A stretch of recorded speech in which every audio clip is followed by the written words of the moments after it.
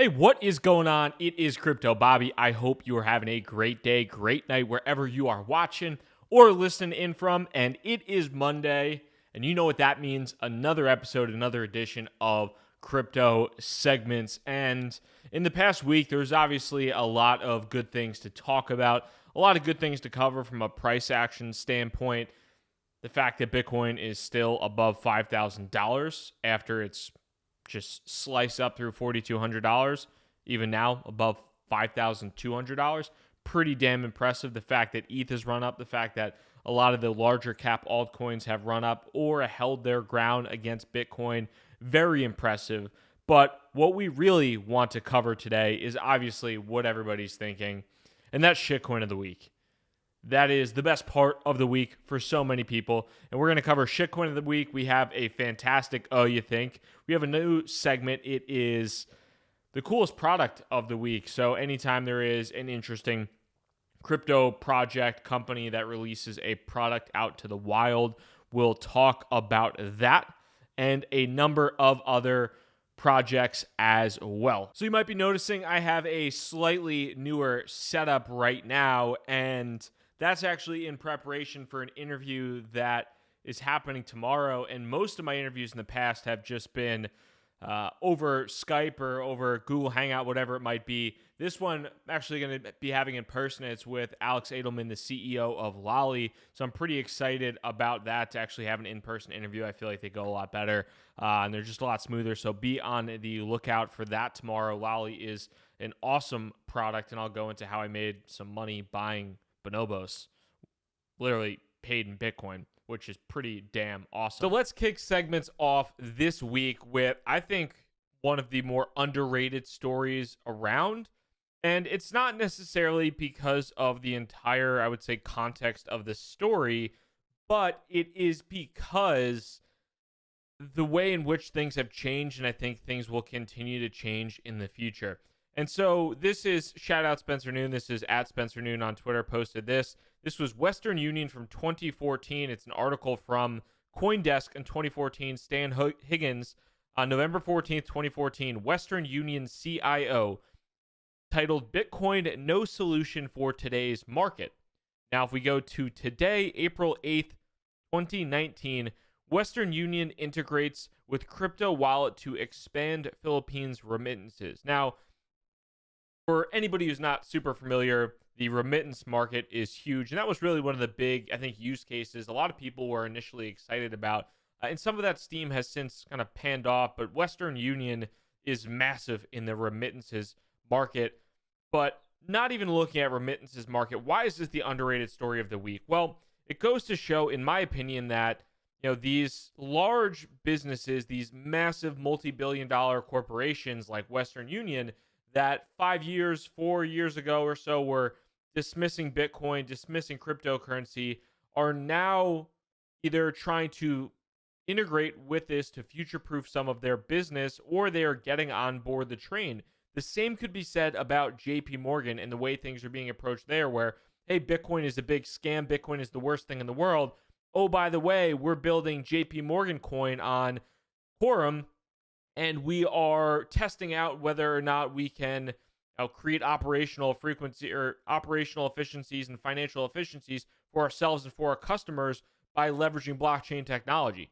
Very similar to that. And I think what you're going to see in the future is this shift where a lot of the people that have initially come out and been detractors of cryptocurrency, of Bitcoin, of blockchain technology are somewhat flip-flopping a little bit and saying, hey, this thing maybe either isn't so bad, or maybe we should at the very least try some of this technology, try to implement it into our business, because if this really is the future, then there's some element of future-proofing there. If not, then we go about our merry way and then we kill the competition. So for me, this is really the underrated story of the week, is that Western Union is integrating cryptocurrency into Philippine remittances, as that is one of the major business operations that Western Union continues to charge a absolute ton of fees on.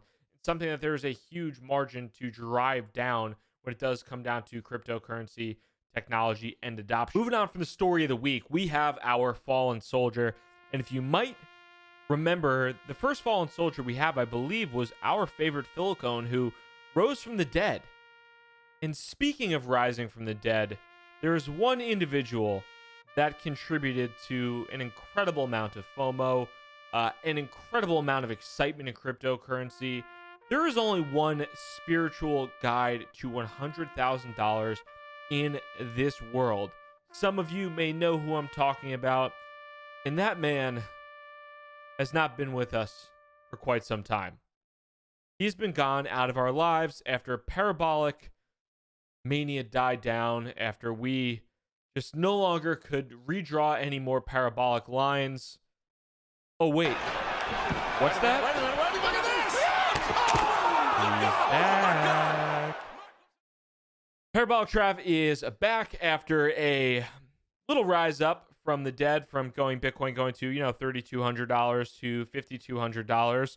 So our fallen soldier of the week is actually a risen soldier. He was shot down on the battlefield. He disappeared for a few months, and now he's back. Now the Bitcoin is crushing it. But part of me is happy. Part of me is sad, because it just goes to show that if the cryptocurrency market, if the Bitcoin market does go away, or, it does actually come back, there are a ton of people that have just dipped out for a long time. Maybe there's some YouTube content creators that have dipped out for a while and they come back when the timing is good. Maybe there's some Twitter people that dip out. And the funny part is, if, Bitcoin goes back and breaks above $6,000 again, and you see maybe one day in the future, you see $8,000 Bitcoin, $10,000 Bitcoin, the cryptocurrency market comes back, and the FOMO associated with that, everything will be forgotten. And my dumbass making videos and podcasts during this bear market will have nothing to show for it. But Trav will be back drawing parabolic lines, and I respect it, because he didn't have to do anything during the bear market. And hey, we're back to square one. And for the decorated, wonderful title of Shitcoin of the Week, we have to give it to everybody's favorite privacy-focused institution out there. There's only one privacy-focused institution that comes top of mind when it comes down to your digital identity and securing that identity and not monetizing that to the absolute fullest potential possible. Who would that be, you might ask? Obviously, Facebook. And this comes from Nathaniel Popper, who has been covering the Facebook coin story for the Wall Street Journal. And he had a brand new update today that read this: update on Facebook's cryptocurrency. Sources tell me that Facebook is now looking to get VC, or venture capital firms, to the uninitiated, to invest in the Facebook cryptocurrency project we reported on earlier this year. I hear they are targeting big sums, as much as $1 billion. Given that one of the big allures of blockchain projects is decentralization, getting outside investors could help Facebook present the project as more decentralized and less controlled by Facebook. One person I spoke to with that said Facebook is talking about using the money as collateral for its cryptocurrency. Facebook has been designing the coin to keep a stable value pegged to a basket of foreign currencies held in bank accounts. It is interesting to think that one of the richest companies on earth is raising money. When was the last time they did outside fundraising? So Facebook is creating Facebook coin. They've hired a ton of talent. They are working on it. They've been rumored to have been working on this for quite some time. Yada, yada, yada. And because Facebook is really poor and they don't have any money to collateralize their Facebook coin stablecoin, they're going to the most decentralized fundraising mechanism possible. Who is that? Venture capitalists. And the interesting part about this is, if you're creating a stablecoin per se that is supposed to be pegged to the value of $1, why would a venture capitalist want to invest in such a stablecoin? They're obviously not doing that out of the goodness of their heart and out of their charitable aspirations, right? There's got to be a way that they're making money here. So how are they making money? That remains to be seen. But also pretty freaking hilarious that to present their cryptocurrency as more decentralized, it's probably going to get bought by Excel, Sequoia, Benchmark, whoever the hell, I don't know. Peter Thiel's firm, whatever it might be. And because Facebook is raising $1 billion for a stablecoin to be decentralized by venture capitalists, it definitely deserves the shitcoin of the week. But hey, I mean, if EOS could raise $4 billion, Facebook could raise one, right? So this week's You Think is one of my favorites, I think, of all time. This is just my favorite naming and branding idea ever. And we'll go into this article from Cointelegraph here. Blockchain-based decentralized application platform, DApp platform, Tron, has revealed the expansion plan of its second layer scalability solution, the Sun Network. Justin Sun named the second layer scalability solution the Sun Network. You think? On what planet are we on that we can't get any more creative than naming it? Like, do we have the first layer network? Is it just named Justin? The second layer network named Sun? And then we're just acting like this is some grand decentralized platform that doesn't have a God savior leader that was the first millennial graduate of Jack Ma's millennial course, which, by the way, he donated to this week. So, hey, whatever. But really, holy hell, is that the best naming ever? Like, I can't even get over it. It's so awesome. It's so bold. It's so fantastic. You have to just respect the fact that Justin is just pulling all the strings, printing all the money, just doing it all and naming it all after himself. I love it so much. I hate it, but I really love it. And when Buffalo Chicken Coin goes live, you can absolutely expect that the second layer scalability solution on Buffalo Chicken Coin's new DApp blockchain will be the Bobby network, because, you know, it's very decentralized. So I'll just say that. And so for the cool product of the week, this is something that I wanted to turn into a segment where, hey, if something launches during the week that I think is interesting, that you guys can leverage, that's the big thing, is it something that either I've used or I'm consider using? And this actually came out today. So this is Dharma. It is a lending platform on Ethereum. I was actually one of the kind of like alpha testers for it. And it's something that now is launched publicly, and I'm a fan of. As a lot of you guys know, I've been experimenting with MakerDAO CDPs. I've been experimenting with compound finance. I've done a lot of different lending on Ethereum platforms. And Dharma is pretty awesome, and this is not this segment will not be sponsored or anything like that ever. And if you guys do have suggestions for me to try out in the future, as always, hit me up, because I want suggestions. I need nominations for this. But so this week, Dharma launched. It literally launched today for the public.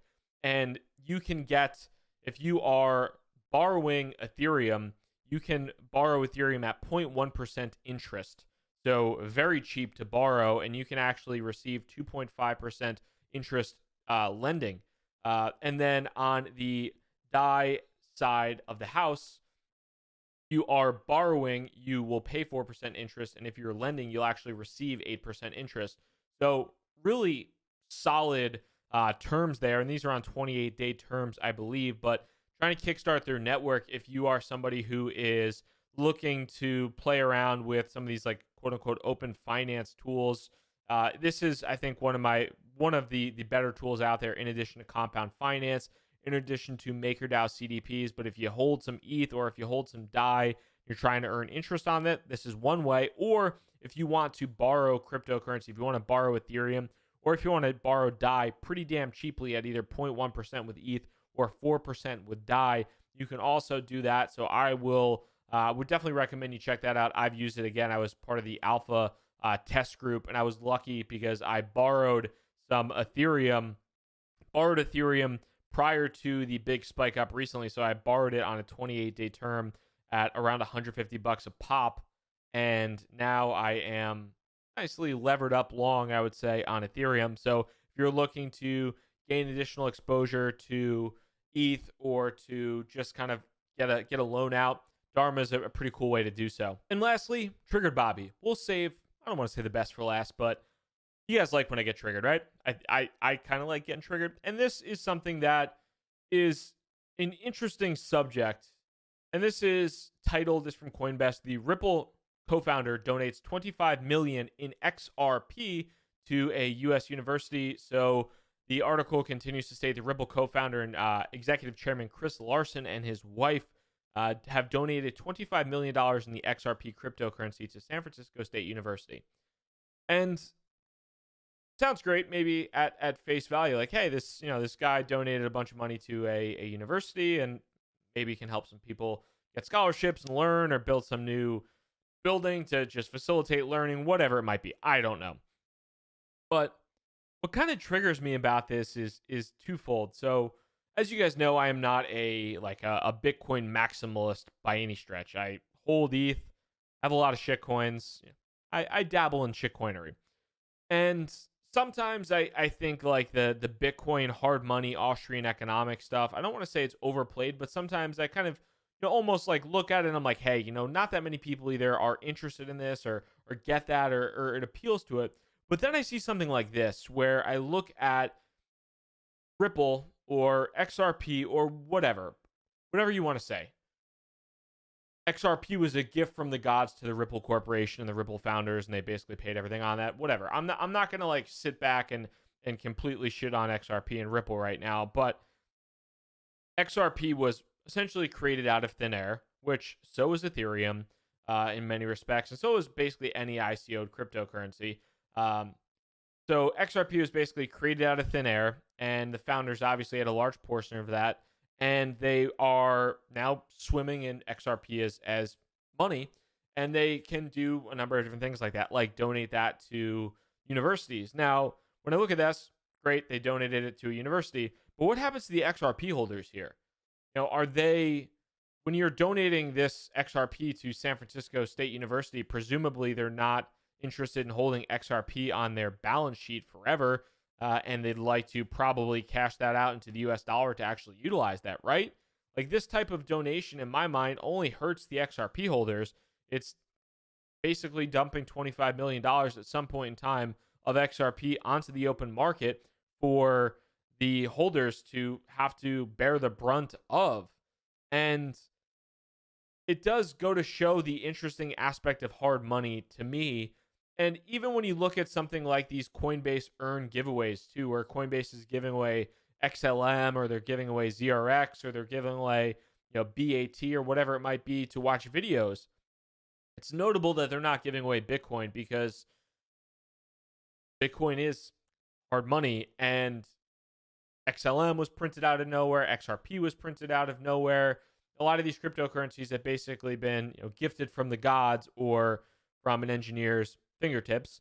So this is something where I think, hey, this it's such a nice sounding headline, but in the end, who is it hurting? And I think it hurts the XRP holders, who are kind of the ones who are providing the actual monetary value to something like this to actually be donated to a university, but it only goes to hurt them. So kind of gets me a little bit triggered, and that's my 2 cents on it, or 2 XRP per se. And that concludes this week's Monday segments. If you enjoyed this, make sure to hit that thumbs up button if you're watching on YouTube. If you're listening on the podcast, I would always love a rating and a review.